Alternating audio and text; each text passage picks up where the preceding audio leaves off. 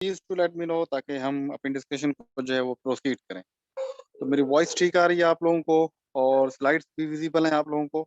Okay good. तो हम basically discuss कर रहे थे कैपिटलिज्म को और हमने कहा कैपिटलिज्म वो आपके इकोनॉमिक सिस्टम है जिसमें इंडिविजुअल को इजाजत होती है कि वो अपनी प्राइवेट प्रॉपर्टी को होल्ड करे। और हमने इसके कुछ फीचर्स को देखा जिसमें हमने देखा कि भाई इसके अंदर क्लासेस का सिस्टम होता है, कंपटीशन का सिस्टम होता है, मिनिमम गवर्नमेंट जो है उसकी इंटरवेंशन होती है। ठीक है।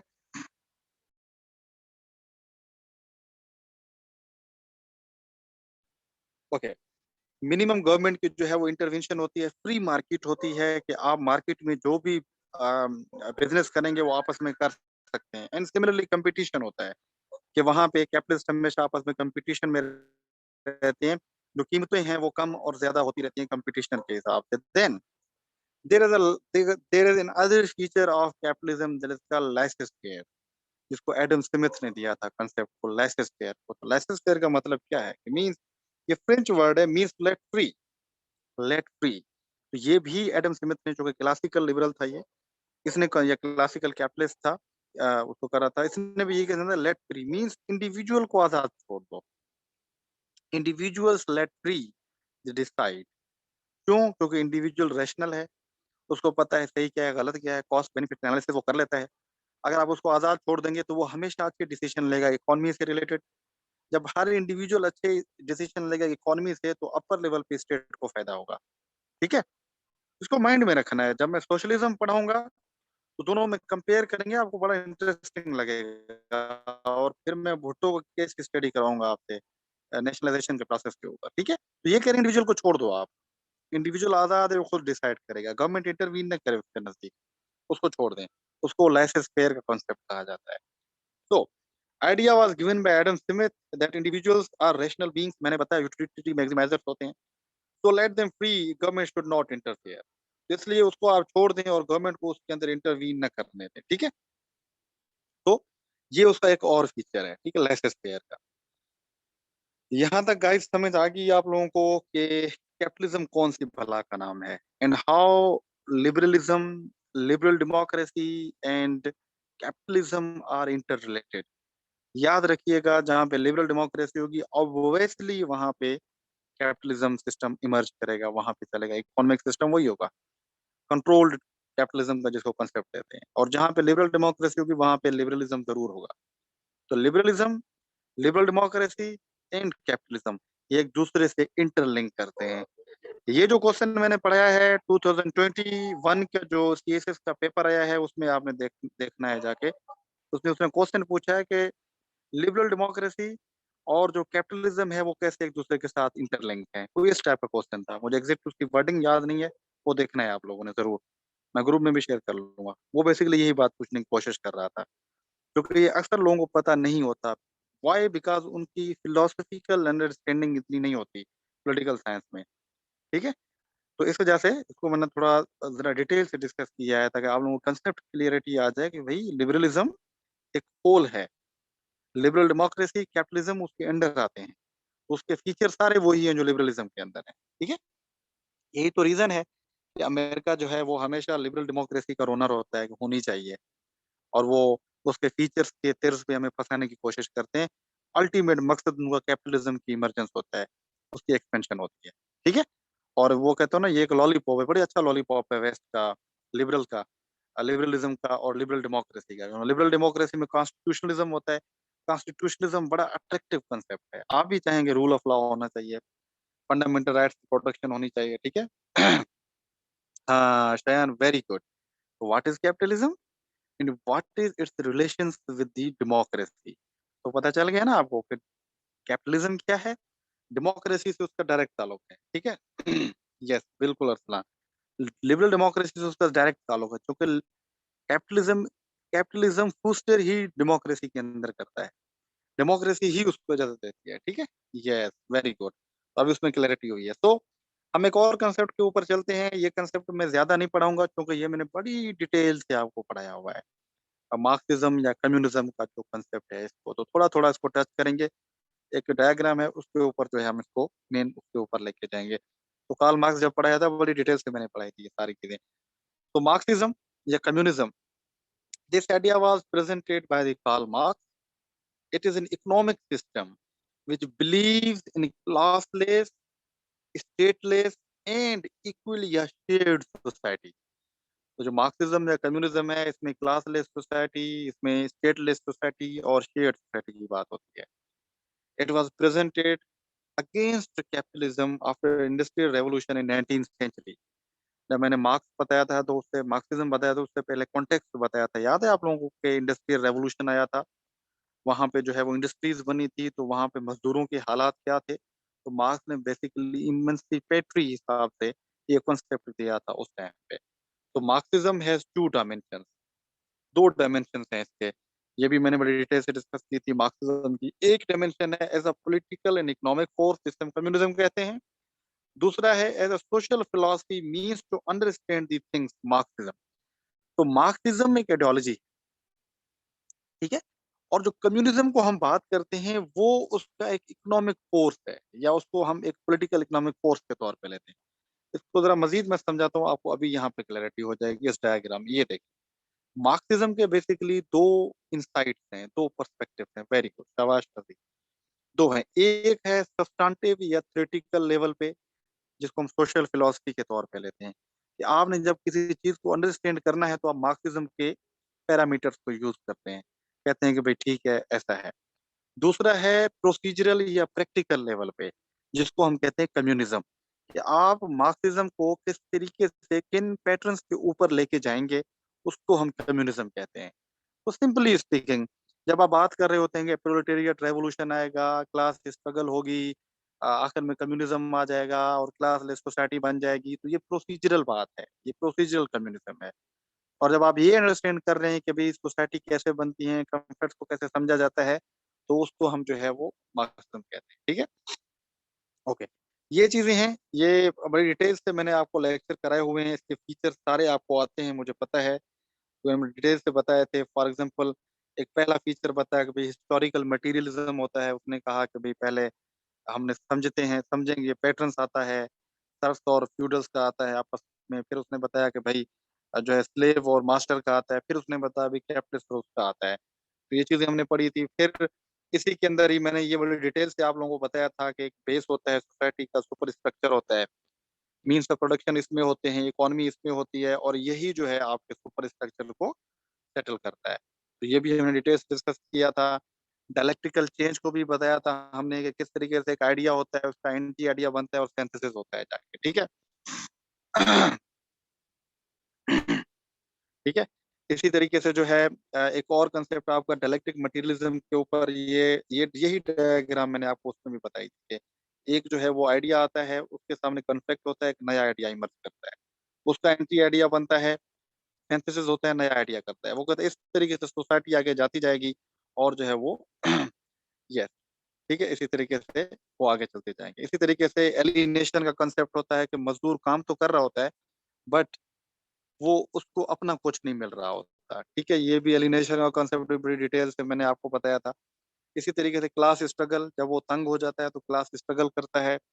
और सरप्लस वैल्यू का कंसेप्ट मैंने बड़ी डिटेल से आपको बताया था. प्रोलेटेरिएट रेवोल्यूशन आ जाता है बाद में, और फिर जो है वो कम्युनिज्म आ जाता है, स्टेटलेस सोसाइटी जो है वो बन जाती है. ये इसका जो बेसिक, तो लोग जो है ट्रूली फ्री हो जाते हैं और कलेक्टिव कंट्रोल हो जाता है मीन्स ऑफ प्रोडक्शन के ऊपर. ये सारे जो कंसेप्ट हैं, ये आपको मिलते हैं कम्युनिज्म के अंदर. ये डायग्राम है, जिसको अगर मैं समझा दूं तो आपका सारी क्लैरिटी आ जाएगी. कैसे कि हिस्ट्री वो कहता है क्लास स्ट्रगल है, हमेशा से दो क्लासेस रहे हैं और स्ट्रगल रही है आपस में. तो कैपिटलिस्ट एंड वर्कर की आजकल की क्लास स्ट्रगल चल रही है. कैसे? तो डोमिनेटेड एंड डोमिनेटेड किया है. तो डोमिनेंट जो है वो प्रोलेटेरिएट है, कैपिटलिस्ट है, और डोमिनेटेड जो है वो वर्कर है. तो जो वर्कर्स को हमेशा एक्सप्लॉइट किया जाता है कैपिटलिस्ट की तरफ से, जिसकी वजह से वर्कर्स में एलिनेशन आ जाती है. मतलब कि वो काम तो कर रहे होते हैं, बट उसका उनको पैसा मिल रहा होता है, तो वो दिल से काम नहीं करते. इसी तरीके से सरप्लस वैल्यू की कोशिश होती है हमेशा कैपिटलिस्ट की, जिसके बाद जो है इकोनॉमिक क्राइसिस क्रिएट होते हैं विद इन सोसाइटीज, जिसमें क्रिटिकल जिंक्स आते हैं. फिर हालात खराब हो जाते हैं प्रोलेटेरिएट्स के, क्योंकि उन इकोनॉमिक क्राइसिस के डायरेक्ट इम्पैक्ट जो है उस पर पड़ रहा होता है. तो देन वर्कर्स कॉन्शियसनेस आती है, उनमें पता चलता है कि भाई ये हम पे जुल्म हो रहा है, जो मालिक हैं वो तो खुश बैठे हुए हैं, फिर जो है वो कैप्चर करने की कोशिश करते हैं स्टेट पावर को, प्रोलेटेरिएट रेवोल्यूशन लाके, ठीक है? और इसी तरीके से जो है वो कहते हैं ये सिस्टम ऐसे चलता रहेगा, ऐसे रेवोल्यूशन आते रहेंगे, आते रहेंगे, आते रहेंगे, और एक स्टेट ऐसी आएगी कि जहाँ पे एस्टेब्लिशमेंट ऑफ द कम्युनिज्म हो जाएगी, और वहाँ पे कम्युनिज्म जो है वो क्रिएट हो जाएगा। ये बेसिकली एक पूरा कांसेप्ट था कम्युनिज्म का, जो कि आई होप आप लोगों को समझा होगा, और इसपे हमने बड़ी क्रिटिसिज्म भी की थी, अगर आप लोगों को याद हो, मार्क्स के अंदर।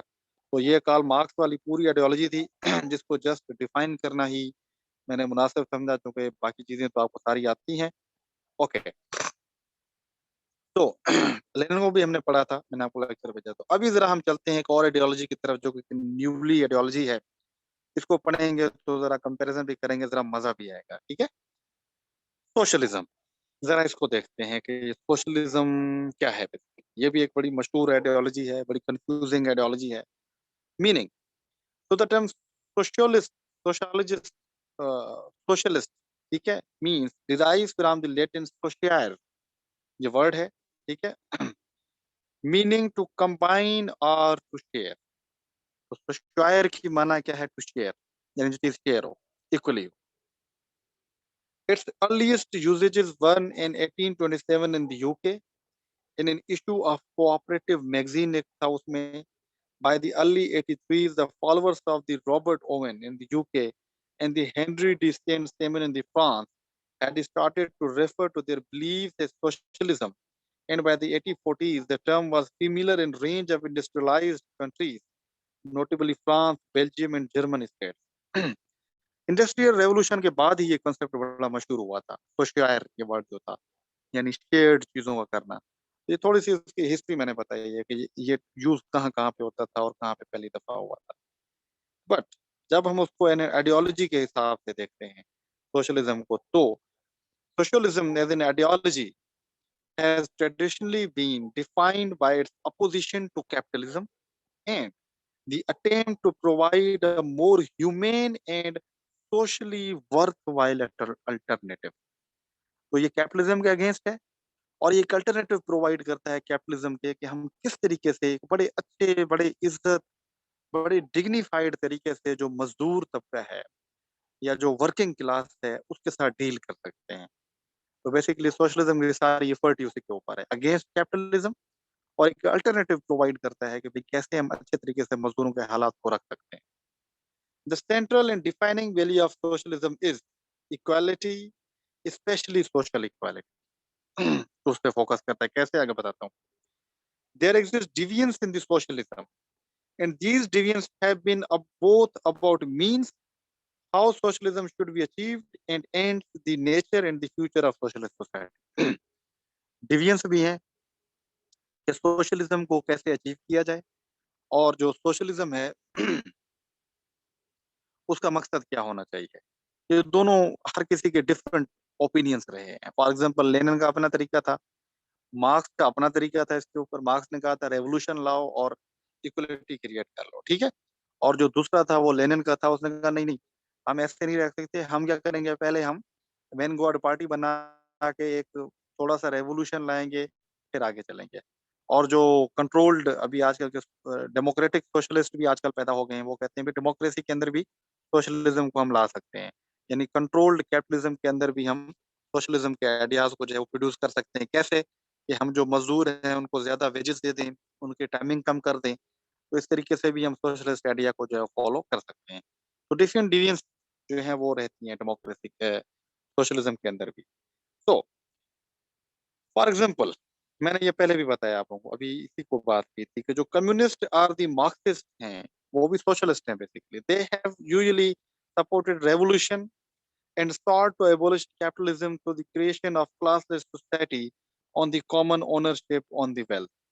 वो कहते हैं सारी चीजें खत्म करो, एक शेयर्ड चीजें होनी चाहिए। इसी तरीके से जो कंट्रास्ट में डेमोक्रेटिक सोशलिस्ट हैं वो उससे थोड़ा अपोज जाते हैं। वो कहते हैं नहीं, रेवोल्यूशन की कोई जरूरत नहीं है, आपको चेंजिंग की कोई जरूरत नहीं है। सिंपल सा तरीकेकार है, आप जो है वो वेजेस ज्यादा कर दें मजदूरों के, आप उनकी टाइमिंग कर दें, उनको ज्यादा फैसिलिटीज प्रोवाइड कर दें, तो बस सिंपल है, आप वही चीजें वहां पे पूरी कर रहे हैं, ठीक है। तो उसको हम डेमोक्रेटिक सोशलिस्ट कहते हैं। और social Democrats have embraced gradualism and aim to reform या ह्यूमनाइज कैपिटलिस्ट सिस्टम। वो कहते हैं कैपिटलिस्ट सिस्टम यही रहे, आप थोड़ा सा उसको ह्यूमनाइज कर देना। ह्यूमनाइज से क्या मतलब है, आप रिफॉर्म्स लेके आ जाए। मैंने पहले बताया, वेजेस ज्यादा कर दें मजदूरों के, उनके बच्चों की फैसिलिटीज प्रोवाइड कर दें, वर्किंग आवर्स को कम कर दें। ठीक है, इस तरीके से आप ह्यूमनाइज कर सकते हैं। वो कहते हैं इस तरीके से भी, इनको कहते हैं सोशल डेमोक्रेट्स कहते हैं। ठीक है, और ये एग्जिस्ट करता है। न्यूजीलैंड के अंदर आप देख लें, कनाडा के अंदर आप देख लें, आप ये जो आपके जो स्कैंडिनेवियन स्टेट्स हैं, यहाँ पे सोशल डेमोक्रेसी चल रही है। यानी कि वहां पे है कैपिटलिस्ट सिस्टम ही, और कैपिटलिस्ट सिस्टम को इतना फ्लेक्सिबल और इतना ह्यूमेन बना दिया है कि हालांकि वो कैपिटलिस्ट होता है, बट मजे से चल रहा है सिस्टम वेस्ट के अंदर। ठीक है, इस तरीके से। जी, सोशल वेलफेयर स्टेट का जो कंसेप्ट है हमने दिया है, जिसको भुट्टो ने कोशिश की थी टू सम एक्सटेंट, पढ़ेंगे आगे। तो थ्रू नर्विंग मेरी inequalities and abolition of poverty, जिसके फाउंडर्स प्लेटो, कार्ल मार्क्स, लेनिन और ग्राम्शी लोग सारे मिलते हैं आपको, तो इसके फाउंडिंग फादर थे। तो ये थोड़ी क्लैरिटी हुई है आपको कम्युनिज्म की और जो डेमोक्रेटिक सोशलिस्ट के बारे में। ठीक है, इनकी क्लैरिटी हो गई है आपको माइंड में।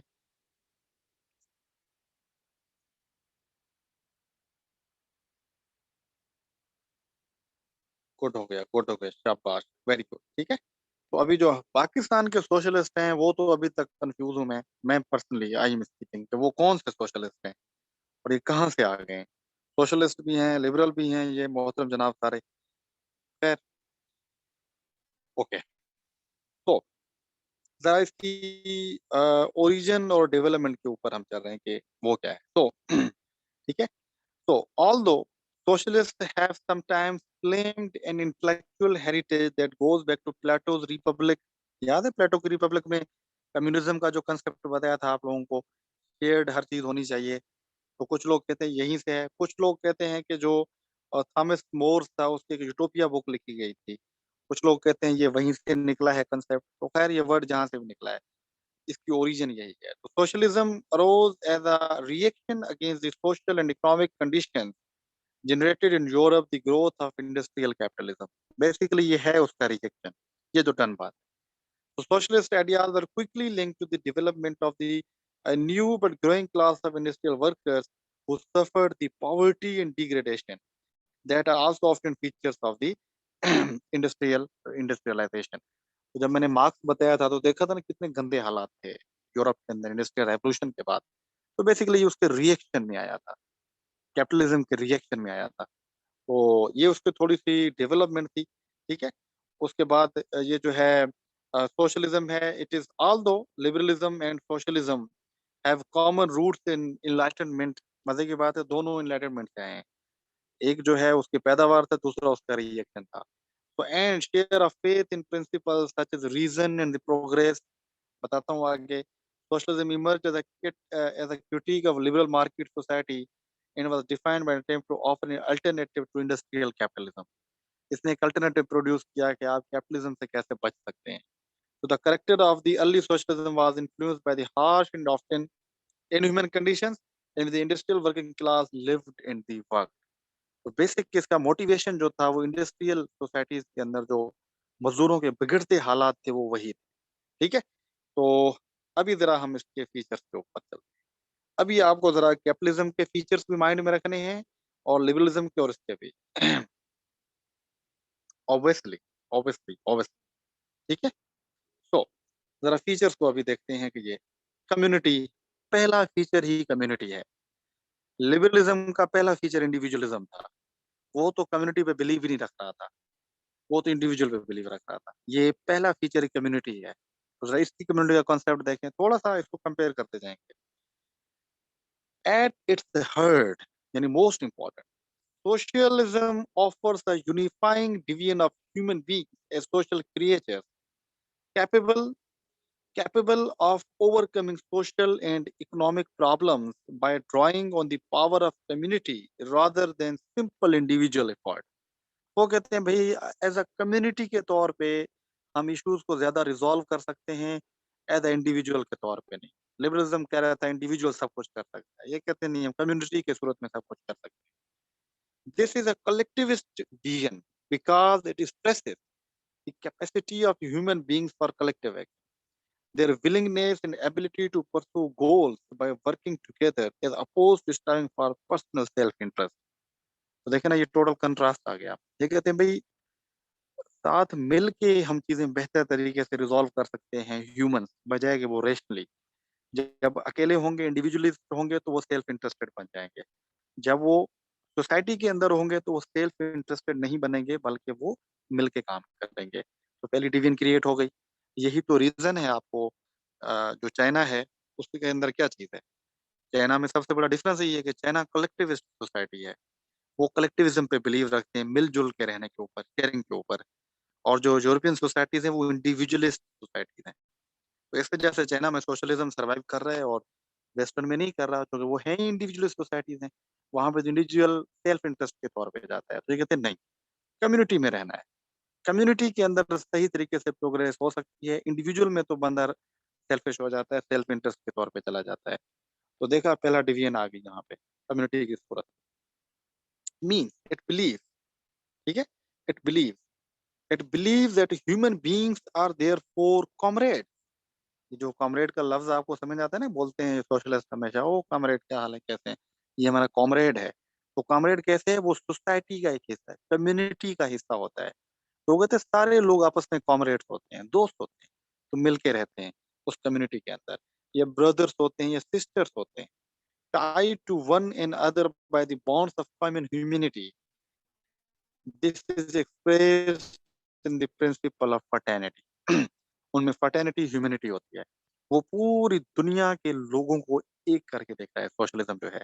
और जो लिबरलिज्म था वो तो इस चीज़ को दफ़ा कर रहा था। वो था भई इंडिविजुअल है, दैट्स इट। और वही सब कुछ है, वही सब कुछ करता है। ये कहते हैं नहीं, कम्युनिटी में सारे लोग बराबर हैं, सब इक्वल हैं।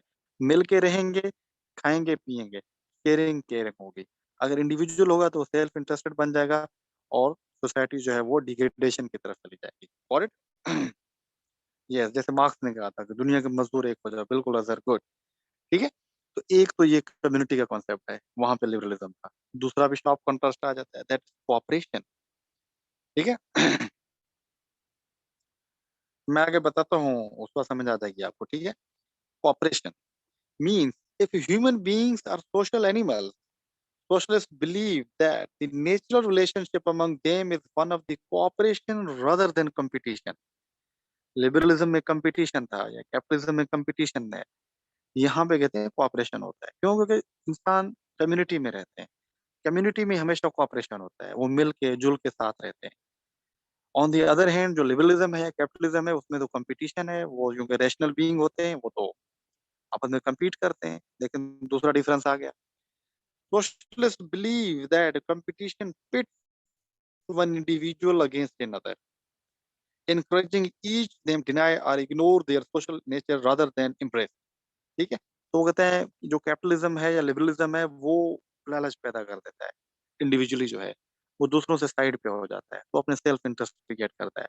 ऑन दी अदर हैंड जो सोशलिज्म होता है, वो कम्युनिटी के अंदर जब हम रहते हैं, तो आपस में शेयरिंग केयर के हिसाब से रहते हैं और हम चीज़ें शेयर केयर करते हैं और इस तरीके से कोऑपरेशन ज़्यादा क्रिएट होता है हमारे ऊपर, चूँकि हमारे इंटरेस्ट शेयर्ड हो जाते हैं, तो हर इंसान जो है, वो उन इंटरेस्ट के ऊपर चलता है, क्योंकि वो शेयर्ड होते हैं, ठीक? तो दूसरा तो जो मेन वो है वो यही। इसी तरीके से वो कहते हैं कि cooperation makes moral and economic sense because individuals who work together rather than against each other develop bonds of sympathy, caring and the affection. बात तो सही कर रहे हैं वैसे। जब आप कंपटीशन में होते हैं, फिर मोरालिटी तो नहीं होती ना। फिर तो आप अपने कंपटीशन जीतने के लिए कुछ भी करते हैं, अगर धोखा दे दें, कुछ भी कर लें, जैसा कैपिटलिज्म में होता है। पर ये कहते हैं कि नहीं, यहाँ पे ये मोरालिटी की बात कर रहे हैं कि जब हम साथ मिल के करते हैं, शेयर्स के हिसाब से होते हैं, तो हम में एक केयरिंग सिम्पैथी की एक जो है वो एलिमेंट जागता है। हम बड़े मिल के जुल के रहते हैं प्यार-मोहब्बत से, जैसा कि Chinese. Socialists believe that human beings can be motivated by moral incentives, social welfare, and not merely by material incentives claimed by the capitalism. ये दूसरा बड़ा कैपिटलिज्म क्या करता है? कैपिटलिज्म आपको वेजेस दे देता है, अभी 4 घंटे काम कर रहा हो, ये ले लो, चलो दफ़ा हो जाओ। सोशलिस्ट ऐसा नहीं कहते। सोशलिज्म बिलीव रखता है कि हम उनको जो है वो मोरल इंसेंटिव्स दें। हम उनकी जो जॉब के तरीके कार है, उनको बड़ा डिग्निफाइड बनाएँ, ठीक है? वो इस तरीके से बात कर रहा है। वो कह रहा है भई आप कैपिटलिज़्म में क्या होता है, गालियाँ देके मज़दूरों को खड़ा कर दिया जाता है। पैसे ले रहे हो भई, अपना काम करके निकलो यहाँ से। बट वो उसको मोरल सेंस में लेते हैं। वो कहते हैं नहीं, मज़दूर काम भले करे, इज़्ज़त से करे, उसकी इज़्ज़त-ए-नफ्स मजरूह नहीं होनी चाहिए, ठीक है? उसका जो सेल्फ कॉन्फिडेंस है या सेल्फ रिस्पेक्ट है, उसके ऊपर कोई आँच नहीं आनी चाहिए। सेल्फ रिस्पेक्ट पे कैसे आँच नहीं आए? वो कहते हैं सिंपल तरीक़ेकार है, आप वेजेस बढ़ा दें, उनके जो बच्चे हैं उनको स्कूल्स तक का हक दे दें, उनकी हेल्थ एजुकेशन पे फ़ोकस करें, वो उनकी ठीक है तो वो काम करेंगे मज़े से, गॉट इट? इस वजह से वो कहते हैं cooperation is important rather than competition.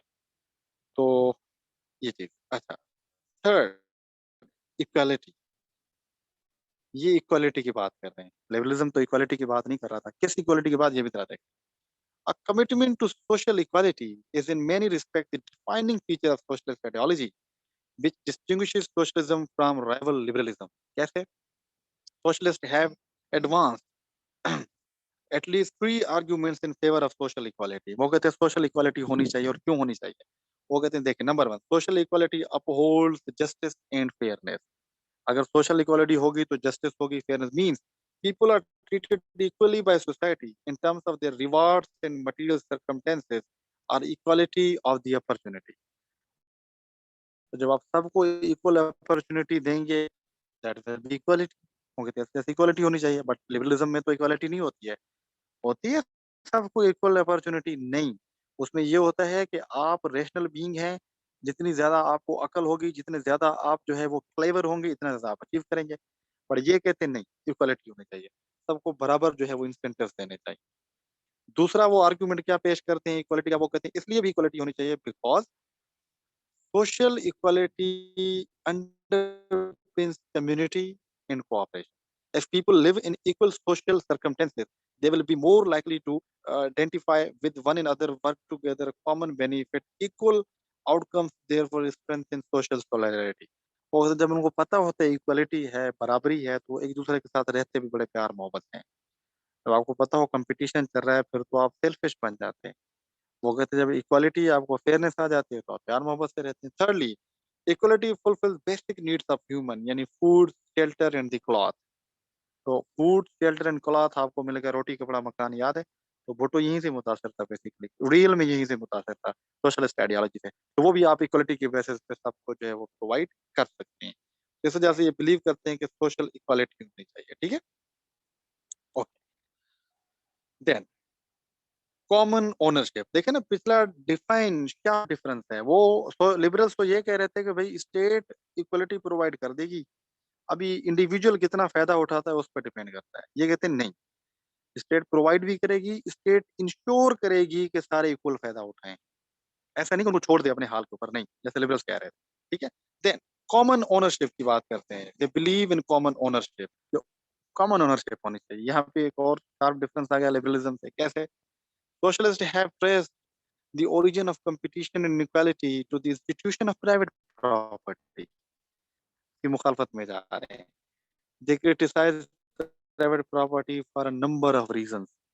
तो कहते हैं प्राइवेट प्रॉपर्टी नहीं होनी चाहिए बल्कि कॉमन ओनरशिप होनी चाहिए।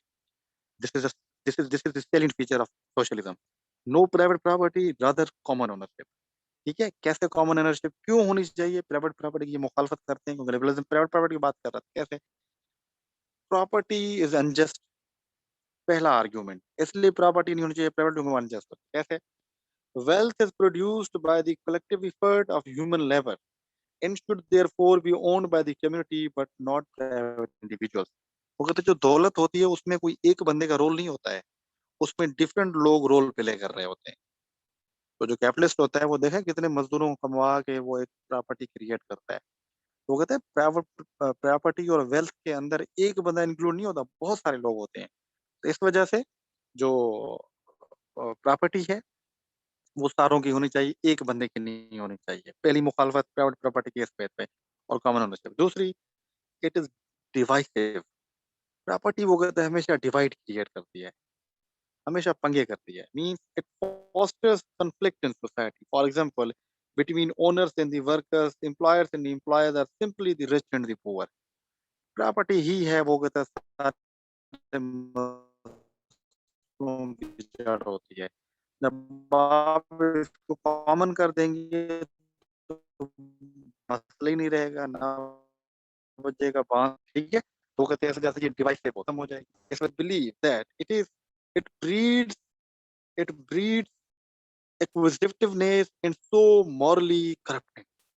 वो कहते हैं ये लालच पैदा करती है, आप ज्यादा से ज्यादा प्रॉपर्टी लेने के चक्करों में होते हैं और आप इमोरल वर्कआउट भी कर जाते हैं, आप करप्शन कर जाते हैं, गद्दारी कर जाते हैं, धोखा कर जाते हैं सिर्फ उसको अचीव करने के लिए।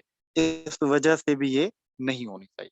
ठीक है, ये उसकी बात कर रहे हैं। Similarly socialist therefore propose that institution of private property either be abolished or replaced by the common ownership of the productive wealth, or that right to property be balanced against the interest of the community means nationalization, central planned economy or the mixed economy। यही solution है उनका। वो कहते हैं private property को खत्म कर दें। अगर खत्म तो खैर हो नहीं सकती, प्रैक्टिकल है, वो कहते हैं इसको फिर आप चेंज कर लें, आप नेशनलाइजेशन कर लें। कैसे? सारे मीन्स ऑफ प्रोडक्शन स्टेट खुद ओन कर ले और गवर्नमेंट अपनी मर्जी से चीजों को चलाए। This is the salient feature of socialism. आप क्या कर लें, प्राइवेट प्रॉपर्टी इंडिविजुअल से छीन लें और खुद कर लें। भुट्टो ने ऐसे ही तो किया था, और सोशलिस्ट स्टेट में ऐसे ही तो होता है, नेशनलाइजेशन ऐसे ही तो होती है कि सारी प्रॉपर्टी, सारी जो फैक्ट्रीज थी बड़े बड़े लोगों की, कैपिटलिस्ट से भुट्टो ने छीन ली और छीन के कहा कि गवर्नमेंट चलाएगी इसको और लोगों को हम खुद ही चीजें प्रोड्यूस करके देंगे। ये सोशलिज्म का बेसिक कॉन्सेप्ट है, जो नेशनलाइजेशन का कॉन्सेप्ट है, जो भुट्टो ने की थी। जो मैंने आपको पोस्ट पार्टीशन के लेक्चर भेजे उसमें बड़ी डिटेल से मैंने इसको बताया, और इसकी पॉलिटिक्स पे भी मैंने बड़ा जिक्र किया कि what was the politics behind nationalisation. बाज़ाहिर तो कह रहा था बड़ा अच्छा प्रिंसिपल था, सोशलिज्म से मुतासिर था, बट उसके पीछे पॉलिटिक्स भी थी। तो ये कहते हैं कि भाई सेंट्रल प्लान इकोनॉमी सारी चीज, इस वजह से वो कहते हैं जो है वो सेंट्रलाइज्ड इकोनॉमी होनी चाहिए। इस वजह से वो कहते हैं कि प्राइवेट प्रॉपर्टी को जो है आप खत्म कर दें। तो ये है सोशलिज्म के कुछ वेरिएंट्स भी आपको मिलते हैं। उन वेरिएंट्स में आपको जो नजर आते हैं जनाब, वो आते हैं वेरिएंट्स में देखें तो एक जो है रेवोल्यूशनरी सोशलिज्म है, जो बिलीव करता है कि भाई आप जल्दी जल्दी से इस सिस्टम को जो है वो खत्म कर लें और एक रेवोल्यूशन ला के एक नए सिस्टम को डेवलप कर लें। एक तो ये कहते हैं। दूसरा evolutionary socialism. It believes that socialist ideas should be implemented gradually along with the capitalism. तो ये सोशलिस्ट जो है, या जिसको हम एवोल्यूशनरी, या जिसको हम डेमोक्रेटिक सोशलिस्ट कहते हैं, वो कहते हैं नहीं, खत्म ना करें आप, खत्म कर भी नहीं सकते हम। हमें क्या करना चाहिए, हमें कैपिटलिज्म के अंदर कैपिटलिज्म को ह्यूमन बनाना चाहिए। हम ऐसे सर्कमटेंसेस तय कर दें कि इसी कैपिटलिज्म में मजदूरों का भला हो जाए, क्योंकि अल्टीमेट मकसद तो मजदूरों का भला ही है ना। वो कहते हैं इसको कर दें। बाय द वे, मजे की बात बताऊं, जो मार्क्सिस्ट हैं वो एवोल्यूशनरी सोशलिस्ट के बड़े खिलाफ हैं। असल मार्क्सिस्ट जो होंगे वो कहते हैं ये भी एक चाल है कैपिटलिस्ट की, कि वो अपने कैपिटलिज्म को मैनेज करने के लिए ये ऐसे हथकंडे इस्तेमाल करते हैं कि रिफॉर्म देते हैं, ये करते हैं, वो करते हैं। जैसे ग्रामशी वगैरह था, उसकी बड़ी मुखालफत करता था। ठीक है, बट कुछ ऐसे मार्क्सिस्ट हैं या सोशलिस्ट हैं जो बिलीव करते हैं। तो ये जो रेवोल्यूशनरी सोशलिज्म है वो कहते हैं नहीं भाई, खत्म करो, चेंज लेके आओ, रेडिकल चेंज लेके आओ और सारी चीजें खत्म करो। ठीक है, हाँ बिल्कुल ऐसा, ठीक है, वो लॉलीपॉप समझते हैं इस चीज को। तो ये दो चीजें। अच्छा, कम्युनिज्म और सोशलिज्म में क्या डिफरेंस है, इसको पहली बात तो ये समझ लें। मार्क्सिज्म को, मार्क्सिज्म एक ओवरऑल आइडियोलॉजी है, वो एक अप्रोच है। ठीक है, उसी अप्रोच के अंदर आपका सोशलिज्म भी आता है, आपका कम्युनिज्म भी आता है। ठीक है, ओके। तो जो कम्युनिज्म है उसके अंदर तो ये चीज होती है कि वो तो स्टेट लेस सोसाइटी की बात करता है, वो एक बड़ा आखिरी लेवल तक जाने की बात है। और जो सोशलिज्म है ये एक मिडवे क्रिएट करता है बेसिकली, कि आप वो कहते हैं कि कम्युनिज्म तक हम जल्द डायरेक्ट नहीं पहुंच सकते, उससे पहले हमें सोशलिज्म की तरफ जाना होगा। हम पहले सोशलिज्म को सही तरीके से डेवलप करेंगे, फिर कम्युनिज्म की तरफ मूव कर जाएंगे। तो कम्युनिज्म जो है वो एक, आप कहें कि it is beyond the thought, वो एक आइडियल चीज है। जो सोशलिज्म है दिस इज प्रैक्टिकल। अभी जो भी आइडियोलॉजीज क्रिएट हुई हैं अभी तक, उसमें सोशलिज्म आ गया है, कम्युनिज्म कहीं भी अभी तक डेवलप नहीं। ठीक है, तो जो सोशलिज्म है it is to some extent practical, it is pragmatic. There is जो आपका वो है क्या कहते हैं, कम्युनिज्म है वो एक यूटोपियन टाइप कॉन्सेप्ट। तो ये जनाब हाँ अथॉरिटेरियन की तरफ लीड करता है। सोशलिज्म कर गया था ना, आपने लेनिन पढ़ा ना, आपने देखा ना, उसमें मैंने क्रिटिकल एनालिसिस में बताया हुआ है कि वो बाद में अथॉरिटेरियन की तरफ मूव हो गया। ठीक है, तो गाइस आज हमने ये चीज़ें पढ़ी हैं, हमारी जो है वो रह गई है चीज़ें। अ अ, जो है चाइना बेसिकली सोशलिस्ट है। कम्युनिस्ट हम इसलिए कहते हैं कि वो मार्क्सिज्म को मानते हैं। उस आइडियोलॉजी की तरफ मूव कर रहे हैं, तभी हम उसको कम्युनिस्ट कह रहे हैं। कम्युनिज़्म इन रियल सेंस में कहीं भी एक्सिस्ट नहीं किया अभी तक। ठीक है गाइस? तो ये हमारा आज का लेक्चर था जिसमें हमने ये आइडियोलॉजीज़ पढ़ी, बड़ी मेगा। कल हम इसको एंड करेंगे, आज नहीं हो पाया क्योंकि कल की 2 आइडियोलॉजीज़ बड़ी इंटरेस्टिंग हैं। एक हम फाशिज़्म पढ़ेंगे, दूसरा हम नेशनलिज़्म पढ़ेंगे। तो कल ज़रूर क्लास अटेंड करनी है आप लोगों ने। नेशनलिज़्म में हम उसको मॉडर्न नेशनलिज़्म में लेके आ जाएँगे और कम्युनिज़्म बहुत इम्पोर्टेंट है, इस पे सवाल ज़रूर आता है। और नेशनलिज़्म को हम फिर पाकिस्तान से रिलेट भी करेंगे और उसके सिचुएशन में एथनिक और सिविक नेशनलिज़्म में क्या डिफरेंस है, उसके क्या फीचर्स होते हैं। बड़ी अलग वो हैं चीज़ें, उसको आप समझ लें, ठीक है? अम, देखिए अगर आप कम्युनिस्ट हैं तो फिर तो कहेंगे, ठीक है? फिर आप कहेंगे इरफान आपका क्या क्वेश्चन था? मैं समझा नहीं है वो क्वेश्चन। इरफान का क्वेश्चन कौन-सा था? Does socialism rise to nationalism? मेरे ख्याल में सोशलिज़्म नेशनलिज़्म के खिलाफ है। सोशलिज़्म तो कम्युनिटी पे बिलीव रखता है ना। मेरे ख्याल में वो खिलाफ है। वो राइज़ नेशनलिज़्म की तरफ नहीं करता है। ठीक है? आप मेरे ख्याल में नेशनलाइज़ेशन से उसको थोड़ा कन्फ्यूज़ कर रहे हैं। मैं किसी आइडियोलॉजी को सपोर्ट नहीं करता। I am very pragmatic in this regard.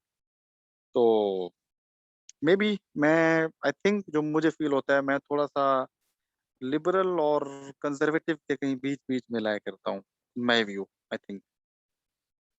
खैर ह्यूमन बीइंग जो है वो again it is a rational being, तो उसके आइडियाज़ वक़्त-ब-वक़्त वो करते रहते हैं। किसी दौर में शायद मैं भी बड़ा रेडिकल रहा था रिलीजियस हिसाब से भी, वैसे भी।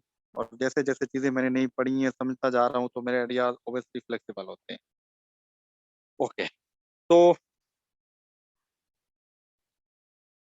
ओके। तो गाइज़ वैसे आप लोगों की बड़ी आला आज जो है वो पार्टिसिपेशन रही है, that is wonderful and I really appreciate you all guys. बहुत आला। कल की आइडियोलॉजीज़ इससे भी इंटरेस्टिंग है और कल हम इंशाल्लाह इसको एंड कर देंगे पेपर 1 को और परसों हम पेपर 2 को स्टार्ट करेंगे with special reference to constitutional law. तो गाइस अपना ख्याल रखिएगा। कल हम इंशाल्लाह फाशिज़्म जो है और जो है वो नेशनलिज़्म को डिस्कस करेंगे। तो कल का लेक्चर ज़रूर अटेंड करना है आप लोगों ने। सी यू टुमारो इंशाल्लाह। Take good care of yourself. इसकी बुक मैं आपसे शेयर कर देता हूँ रेफरेंस बुक इन आइडियोलॉजीज़ की आज। Take care.